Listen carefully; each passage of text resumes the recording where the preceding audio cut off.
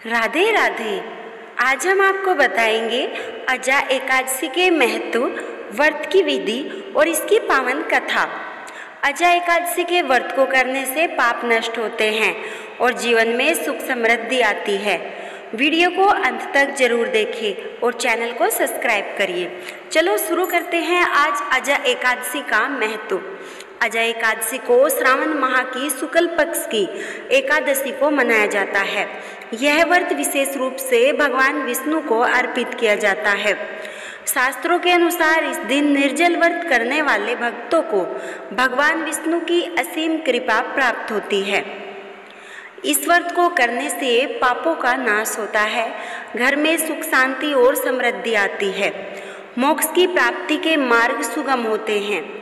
व्रत रखने से पहले स्नान अवश्य करें, घर को साफ सुथरा रखें, भगवान विष्णु की मूर्ति या तस्वीर लें, फूल, धूप, दीपक, तिल, गाय का घी, तुलसी के पत्ते। पूजा करने की विधि है, सबसे पहले भगवान विष्णु का ध्यान करें, दीपक जलाएं और धूप लगाएं। तुलसी के पत्तों का प्रयोग करके भगवान विष्णु का पूजन करें। अजा एकादशी की कथा सुने या पढ़े, दिन भर में सिर्फ फलाहार करें या निर्जल व्रत करें। अब हम आपको अजा एकादशी की कथा सुनाते हैं, तो चलिए सुनते हैं अजा एकादशी की पावन कथा। बहुत समय पहले एक धर्मात्मा ब्राह्मण रहता था। वह अत्यंत निर्धन था, लेकिन उसका मन हमेशा भगवान विष्णु में लीन रहता। एक दिन ब्राह्मण जंगल में भोजन ढूंढ रहा था। थक हार कर वह एक पेड़ के नीचे सो गया।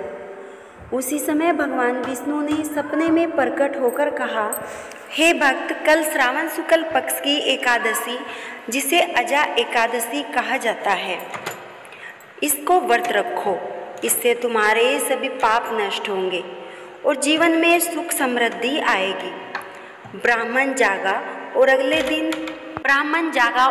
दिन निर्जल व्रत करके भगवान विष्णु की भक्ति में लीन हो गया। भगवान विष्णु इतने प्रसन्न हुए, उन्होंने ब्राह्मण को असीम धन और सुख समृद्धि प्रदान की। ब्राह्मण की मान्यता हुई कि अजा एकादशी का व्रत जीवन को सभी संकटों से मुक्ति दिलाता है। शास्त्रों में लिखा है, अजा एकादशी व्रत से संतान सुख, ऐश्वर्य और मोक्ष की प्राप्ति होती है।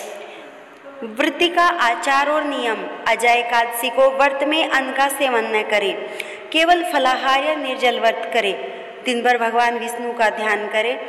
पवित्र गंगा जल से स्नान करना श्रेष्ठ माना गया है। व्रत खोलते समय प्रसाद के रूप में कोई फल ग्रहण करें।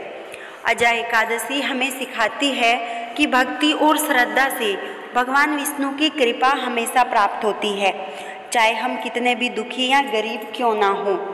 सच्ची भक्ति से जीवन में सुख और समृद्धि आती है। अगर आपको कथा अच्छी लगी है, वीडियो को